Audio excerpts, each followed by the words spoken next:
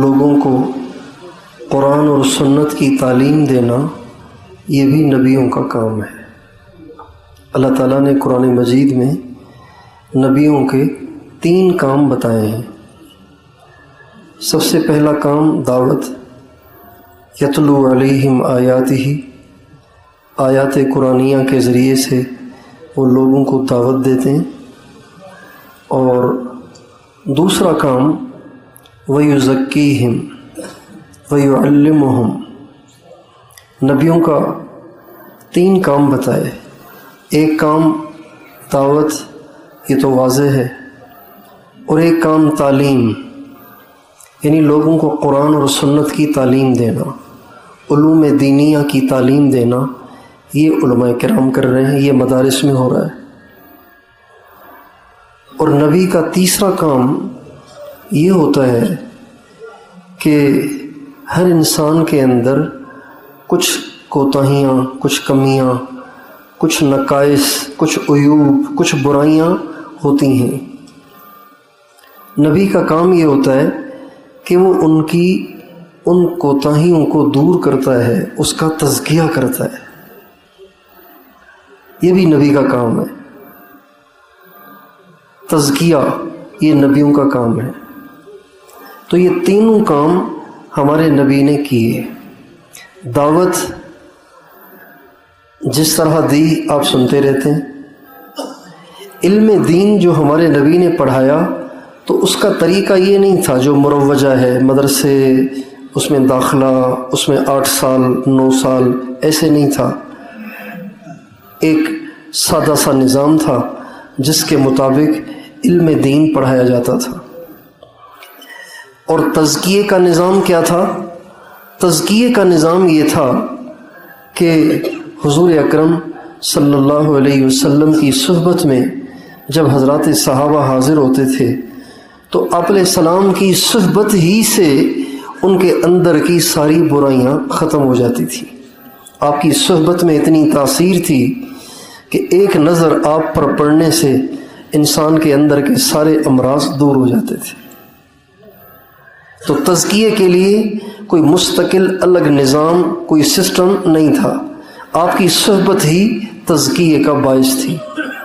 لیکن جب حضور اکرم صلی اللہ علیہ وسلم دنیا سے رحلت فرما گئے، دنیا سے تشریف لے گئے، پردہ فرما گئے، تو اس کی ضرورت محسوس ہوئی کہ علم کی حفاظت کے لیے مدارس قائم کیے جائیں، اور اندر میں جو برائیاں پیدا ہوتی ہیں، جیسے مثلا حسد ہے، بخل ہے، بغض ہے، تکبر ہے، خود پسندی ہے، اور غیر محرم کی طرف میلان ہے، حسن پرستی ہے، یہ سارے امراض ہیں جو ہر انسان میں ہوتے ہیں۔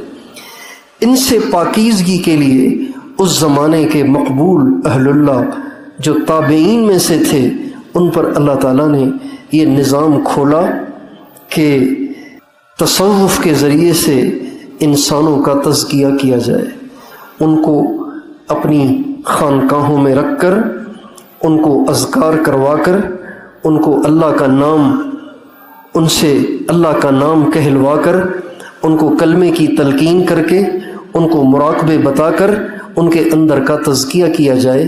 یہ چیز بھی انبیاء علیہم السلام کا کام ہے، اور اگرچہ اس کی جو شکل ہے وہ تابعین نے بنائی ہے۔ تو یہ جو بیعت کا نظام ہے یہ کوئی نیا نہیں ہے، یہ ہمارے اکابر سے چلا آ رہا ہے، تو اور اس کا فائدہ ہوتا ہے۔ تو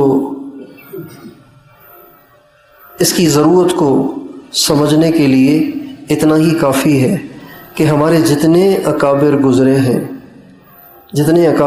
ہیں ان اکابر میں سے ایک بھی اس سے خالی نہیں ہے، چاہے وہ جہاد کی لائن کے اکابر ہوں، چاہے وہ تبلیغ کی لائن کے اکابر ہوں، چاہے وہ پڑھنے پڑھانے اور مدارس کی لائن کے اکابر ہوں، اور چاہے وہ تصنیف و تالیف کی لائن کے اکابر ہوں، اور چاہے وہ سیاست کی لائن کے اکابر ہوں، ان سب کے سب نے اس چیز کو لیا ہے۔ حضرت شیخ الحدیث قطب الاقطاب مولانا محمد زکریا صاحب رحمۃ اللہ علیہ کا ایک ملفوظ ہے، وہ فرماتے ہیں کہ ہمارے اکابر کے میدان محنت مختلف رہے. کسی نے اپنی ساری زندگی سیاست میں گزار دی جیسے مفتی محمود صاحب، اور جیسے حضرت شیخ الہند، اور جیسے حضرت شیخ الاسلام مولانا سید حسین احمد مدنی. ان حضرات نے اپنی زندگیاں سیاست میں گزاری. اس زمانے کی سیاست تھی کہ انگریز کو نکالو. جب انگریز نکل گیا تو اس کے بعد سیاست کا رخ یہ ہوا کہ اب جب ملک بن ہی گیا ہے تو اب اس میں اسلامی قانون کو نافذ کرو. تو کچھ ہمارے اکابر ایسے ہیں جنہوں نے اپنی زندگی اسلام کو نافذ کرنے کی محنت میں خرچ کی، اور کچھ ہمارے اکابر ایسے ہیں جنہوں نے ساری زندگی صرف پڑھا اور پڑھایا، جیسے حضرت علامہ انور شاہ صاحب کشمیری، اور حضرت مولانا خلیل احمد صاحب سہارنپوری، اور ہمارے بہت سے مشائخ. اور کچھ ہمارے مشائخ ایسے ہیں جنہوں نے ساری زندگی تبلیغ میں لگا دی، جیسے حضرت مولانا محمد الیاس صاحب، حضرت مولانا محمد یوسف صاحب، حضرت جی مولانا انعام الحسن صاحب، حضرت مولانا محمد عمر صاحب پالمپوری، اور حضرت مولانا سعید احمد خان صاحب، حضرت مفتی زین العابدین صاحب، حضرت مولانا محمد احمد صاحب وغیرہ. ان حضرات نے اپنی ساری، حضرت مولانا جمشید صاحب، ان حضرات نے اپنی ساری زندگیاں تبلیغ میں خرچ کر دیں. کچھ حضرات ایسے ہیں جنہوں نے اپنی زندگیاں جہاد میں گزار دیں، جیسے حضرت سید احمد شہید رحمۃ اللہ علیہ، حضرت شاہ اسماعیل شہید رحمۃ اللہ علیہ، حضرت مولانا عبدالحی لکھنوی رحمۃ اللہ علیہ. یہ ہمارے بڑے بڑے اکابر ہیں جنہوں نے اپنی ساری زندگی جہاد کی نظر کر دی. یہ حضرت شیخ کی بات عرض کر رہا ہوں، یہ ان کا ملفوظ ہے. پھر فرماتے ہیں ان کے میدان محنت تو مختلف رہے، لیکن ایک چیز ان سب میں قدر مشترک ہے. ایک چیز ایسی ہے جو ان سب کے پاس ہے، چاہے وہ جہاد کے میدان کے ہوں، چاہے وہ تبلیغ کے میدان کے ہوں، چاہے وہ مدرسے کے میدان کے ہوں، چاہے وہ تصنیف و تالیف کے میدان کے ہوں، چاہے وہ سیاست کے میدان کے ہوں. ایک چیز ان میں قدر مشترک ہے، یعنی ایک چیز ایسی ہے جو ان سب کو حاصل ہے، جس کو سب نے حاصل کیا، وہ ہے تصوف. یعنی اہل اللہ کے ساتھ تعلق بنا کر اپنے اندر کا تزکیہ کرنا، اخلاص کو سیکھنا، تقوی کو سیکھنا، گناہوں سے اپنے اندر نفرت پیدا کرنا، اپنے آپ کو تواضع سے مزین کرنا، اپنے اندر سے کبر، عجب، حسد، بغض اور تحاسد اور تباغض اور حسن پرستی اور دنیا اور حب جاہ اور حب مال اور حب باہ، یہ ساری چیزیں اپنے اندر سے ختم کرنا. یہ چیز تو سب نے کی ہے. چنانچہ سید احمد شہید رحمۃ اللہ علیہ جو جہاد کے بڑے ہیں اور وہ امام المجاہدین کہلاتے ہیں، وہ بیعت ہوئے حضرت شاہ عبدالعزیز صاحب دہلوی رحمۃ اللہ علیہ سے، اور ان کی تربیت کی شاہ عبد القادر دہلوی رحمۃ اللہ علیہ نے، اور ان کو خلافت دی شاہ عبدالعزیز صاحب نے. اور مدرسے کی لائن کے علامہ انور شاہ کشمیری وہ بیعت ہوئے حضرت گنگوہی سے، خلافت ملی حضرت شیخ الہند سے. مولانا الیاس صاحب بیعت ہوئے پہلے حضرت گنگوہی سے، ان کے انتقال کے بعد حضرت شیخ الہند سے بیعت کی درخواست کی. انہوں نے فرمایا نہیں، میں مسافر آدمی ہوں، آپ بیعت کریں حضرت مولانا خلیل احمد سہارنپوری سے. چنانچہ ان سے بیعت ہوئے اور ان کے خلیفہ ہوئے. حضرت شیخ الحدیث قطب الاقطاب مولانا محمد زکریا صاحب، وہ بھی انہی سے بیعت ہوئے، انہی کے خلیفہ ہوئے. اور ہمارے حاجی عبدالوہاب صاحب یہ بیعت ہوئے، حاجی عبدالوہاب صاحب اور حضرت مولانا ظاہر شاہ صاحب اور حضرت قاضی عبد القادر صاحب. آپ میں سے جو پرانے تبلیغ والے ہوں گے وہ ان کو جانتے ہوں گے، جھاوریاں والے، سرگودا والے. یہ تینوں حضرات بیعت ہوئے حضرت شاہ عبد القادر رائے پوری رحمۃ اللہ علیہ سے، اور تینوں ان کے خلیفہ ہیں. حضرت مفتی زین العابدین صاحب، مولانا محمد عمر صاحب، مولانا سعید احمد خان صاحب اور مولانا محمد احمد صاحب، یہ اور حضرت مولانا احسان الحق صاحب، یہ پانچوں حضرات بیعت ہوئے حضرت، اور مولانا زبیر صاحب، یہ 6 حضرات بیعت ہوئے حضرت شیخ الحدیث مولانا زکریا صاحب سے، اور 6 کے 6 ان کے خلیفہ ہوئے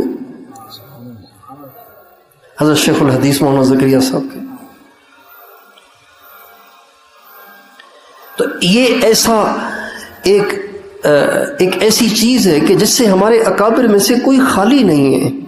حضرت مولانا جمشید صاحب بیعت ہوئے حضرت مولانا مسیح اللہ خان صاحب سے، جو حضرت تھانوی کے خلیفہ تھے۔ بعد میں پھر ان کا تعلق ہوا حضرت شاہ عبدالعزیز صاحب دعاجو رحمۃ اللہ علیہ سے، دہلی کے تھے، بعد میں پاکستان آ گئے تھے اور تبلیغ کے اکابر میں سے تھے۔ شاہ عبدالعزیز صاحب دعاجو، سندھ میں ان کی قبر ہے، ان سے تعلق ہوا اور پھر انہی کے خلیفہ ہوئے حضرت مولانا جمشید صاحب۔ تو ہمارے حضرت مولانا نظر الرحمان صاحب جو اس وقت ہمارے امیر ہیں، وہ بیعت ہوئے حضرت خواجہ خان محمد صاحب سے، اور حضرت خواجہ خان محمد صاحب نے 1982 میں ان کو اجازت اور خلافت عطا فرمائی۔ تو یہ ایسی چیز ہے کہ جس سے ہمارے اکابر میں سے کوئی بھی خالی نہیں ہے۔ اسی وجہ سے ہمارے اکابر جس اخلاص کو پہنچے ہوئے تھے، ہم اس اخلاص سے کوسوں دور ہیں، اور جو دنیا سے بے رغبتی ان میں تھی وہ ہم میں نہیں ہے، جو اطاعت اور جو مجاہدہ اور جو قربانی ان میں تھی وہ ہم میں نہیں ہے۔ اس لیے اس بات کی بھی ضرورت ہے کہ ہم دین کے تمام کاموں کے ساتھ اس طرف بھی توجہ فرمائیں گے انشاءاللہ۔ تو اب جو بھی جن سے بھی بیعت ہونا چاہے بالکل ہو جائے۔ اپنے آس پاس بہت سارے اللہ والے ہیں، آپ کسی سے بھی بیعت ہو جائیں، ان سے اپنا تعلق رکھیں اور ان سے اپنی اصلاح کروائیں، ان سے ذکر اذکار لیں، اس کی پابندی کریں تاکہ ہماری نیکیوں میں جان پیدا ہو، نمازوں میں خشوع خضوع پیدا ہو۔ ہمارے مولانا ظاہر شاہ صاحب بڑے دکھ کے ساتھ فرماتے تھے کہ جو بچپن میں نماز سیکھی تھی قاری صاحب سے، 70 سال کی عمر میں بھی وہی نماز پڑھ رہے ہیں، تو آگے تو نہیں بڑھے۔ یہ جو سرکاری ملازمین ہوتے ہیں ان سے پوچھیں پروموشن کتنا اہم ہوتا ہے، پروموشن کے لیے وہ کتنے فکر مند ہوتے ہیں، لیکن ہمارا یہ دیندار طبقہ وہ جو بچپن میں پہلی دفعہ 4 مہینے میں جو چیزیں سیکھی تھی اب تک بھی انہی پر ہیں، آگے نہیں بڑھے۔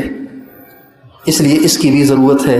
تو آپ میں سے جس کا دل جہاں مطمئن ہو وہاں اپنا تعلق رکھے اور ان سے ذکر اذکار لے کر اس کی پابندی کرے، اس سے انشاءاللہ اخلاص کی دولت حاصل ہوگی۔